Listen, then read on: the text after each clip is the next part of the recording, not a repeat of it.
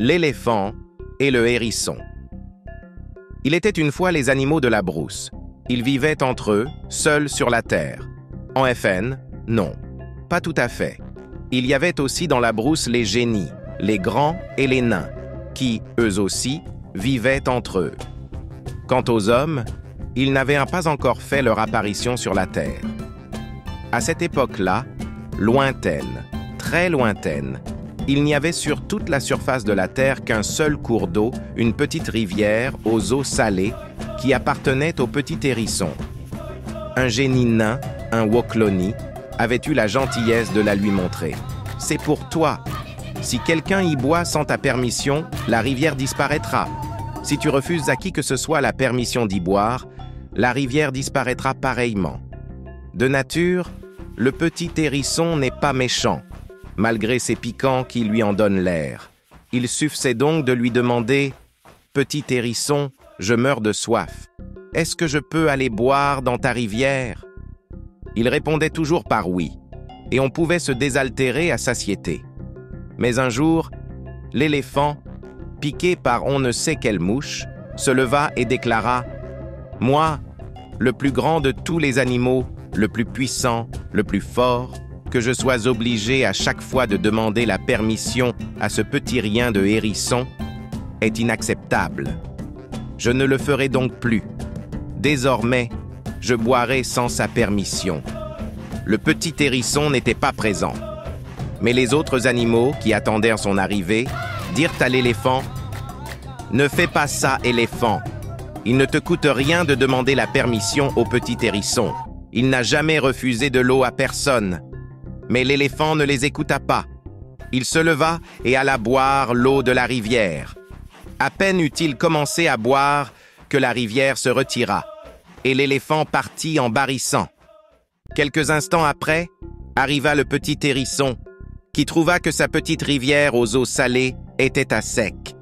Il se dressa sur ses petites pattes et demanda « Qui a bu toute l'eau de ma petite rivière ? C'est l'éléphant !» répondirent en chœur les autres animaux. On le lui avait pourtant déconseillé, et le petit hérisson de se dresser sur ses petites pattes et de chanter de sa voix courroucée « Ma petite rivière à moi, l'éléphant l'a vidée.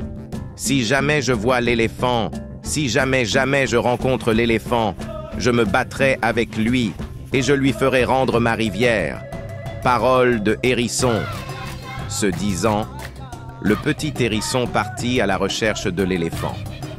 Il trottinait tout seul dans la brousse.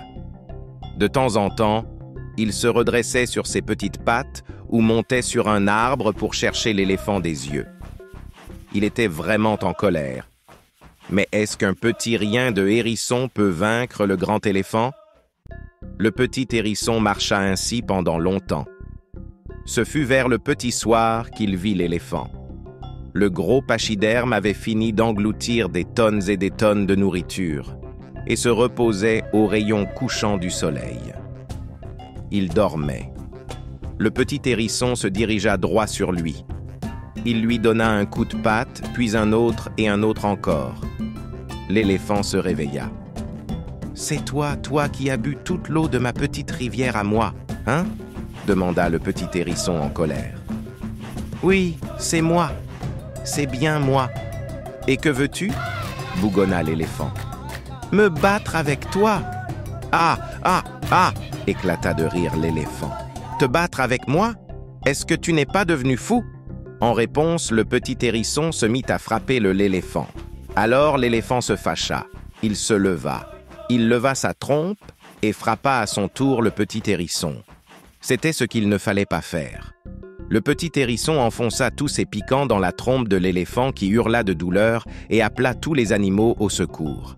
Ceux-ci vinrent supplier le petit hérisson d'enlever ses piquants de la trompe de l'éléphant.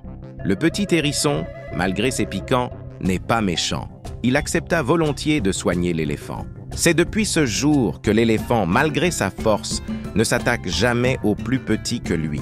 Aimez et abonnez-vous pour soutenir la chaîne.